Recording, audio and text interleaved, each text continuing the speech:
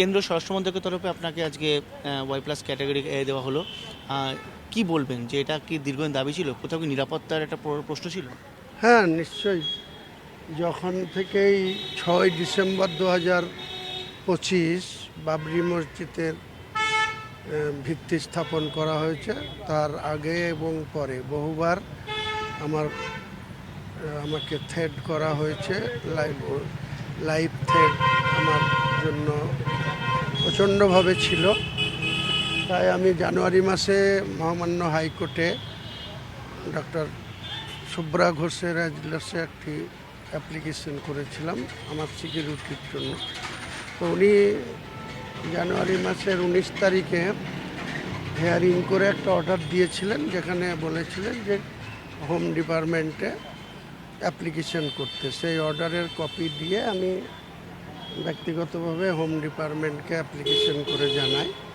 তাতে গতকাল 4 ফেব্রুয়ারি 2026 আমাকে হোম ডিপার্টমেন্ট থেকে ওয়াই প্লাস ক্যাটাগরির সিকিউরিটি বরাদ্দ করেছে। এই যে ওয়াই প্লাস দেওয়া হলো বা এই যে নিরাপত্তা দেওয়া হলো, কতটা নিরাপত্তার দিক থেকে কতটা আশ্বস্ত হতে পারছেন যে এবার অন্তত নিশ্চিন্তে? হ্যাঁ, যেখানেই মুভমেন্ট করছিলাম সেখানেই মুর্শিদাবাদের বাইরে যেখানেই মুভমেন্ট করা হচ্ছিল সেখানে আমার বিরুদ্ধে বিশেষ করে টিএমসি দলের কিছু ব্যক্তি, তারা আননেসেসারি কোথাও খিদিরপুরে, কখনো ব্রিগেড গ্রাউন্ডে, কখনো অন্য কোনো জায়গায় তারা বিক্ষোভ দেখানো বা গো ব্যাক স্লোগান দেওয়া, এসবগুলো তাদের রাজনৈতিক স্বার্থ চরিতার্থ করার জন্য হুমায়ুন কবিরকে রাজনৈতিকভাবে মোকাবেলা না করে তাকে ব্যক্তি আক্রমণ করা হচ্ছে। এটার জন্য এটা খুব প্রয়োজন ছিল এই সিকিউরিটি। কারণ আমি স্বাভাবিক যে মুভমেন্ট একটা পলিটিক্যাল পার্টি নেতৃত্ব হিসেবে যেটা আমার করা উচিত বা করা প্রয়োজন, সেটা বাধাপ্রাপ্ত হচ্ছিল। সেটার ক্ষেত্রে কেন্দ্র স্বরাষ্ট্র মন্ত্রক আমাকে যে ওয়াই প্লাস সিকিউরিটি বরাদ্দ করেছে, অবশ্যই আমি আগামী দিনে পলিটিক্যাল মুভমেন্টটা গোটা রাজ্যের সর্বত্র করতে পারবো।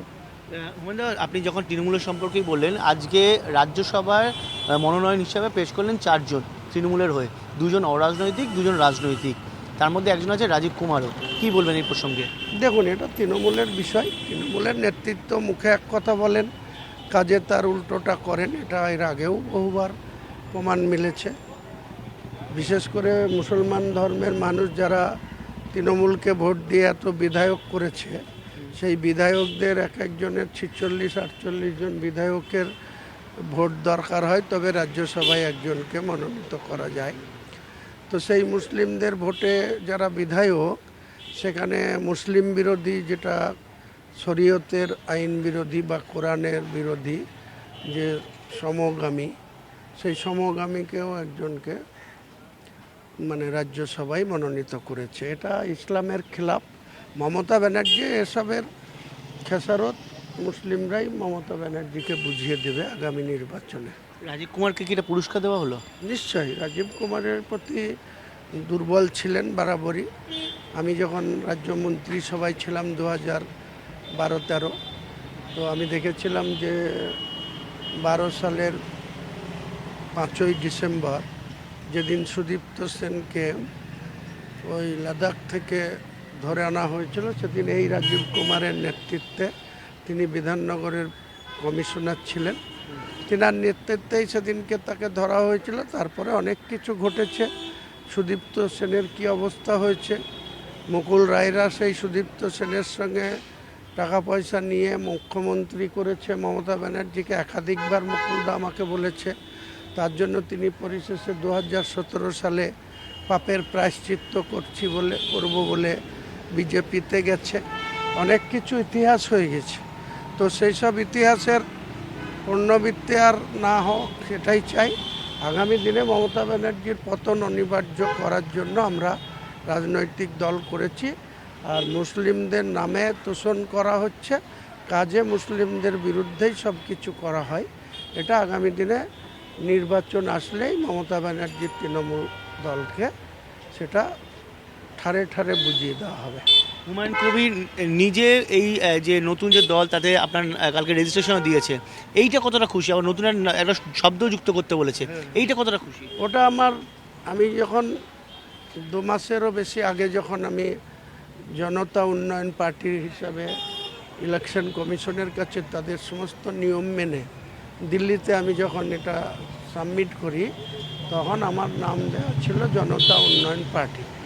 পরবর্তীকালে আমাদেরকে যখন আবার ইলেকশন কমিশন ডাকার পরে ওনারা বলেন যে 2024 সালে কেউ একটা রেজিস্ট্রেশন নিয়ে রেখেছে জেইউপি, তার আবার জাতীয় উন্নয়ন পার্টি, সেটা ওই প্রতাপপুর পাঁশকুড়া বিধানসভার আন্ডারে রুহুল আমিন সাহেব। তো স্বাভাবিকভাবে আমাকে বলেন যে আপনার জেইউপি ছাড়া অন্য কোনো চয়েস আছে কিনা। বললাম না, আমি তো মানুষের কাছে জনতা উন্নয়ন পার্টিটাই প্রকটভাবে আমার ফ্ল্যাগ ফেস্টন এবং সব কিছুই মানুষের কাছে পরিচিতি পেয়েছি।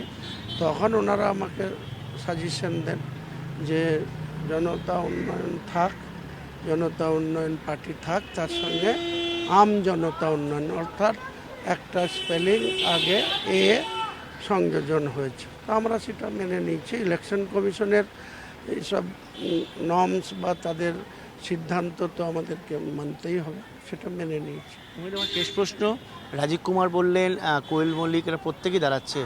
আমার খুব রাজনৈতিকভাবে লাস্ট একটা কোশ্চেন কৌশলে, সেটা হচ্ছে রাজীব কুমার পুরস্কার পাচ্ছেন বা এই রাজ্যসভায় যাচ্ছেন, মমতা বন্দ্যোপাধ্যায়ের হাত কি শক্ত হবে, নাকি এর পেছনে অন্য কোনো খেলা রয়েছে?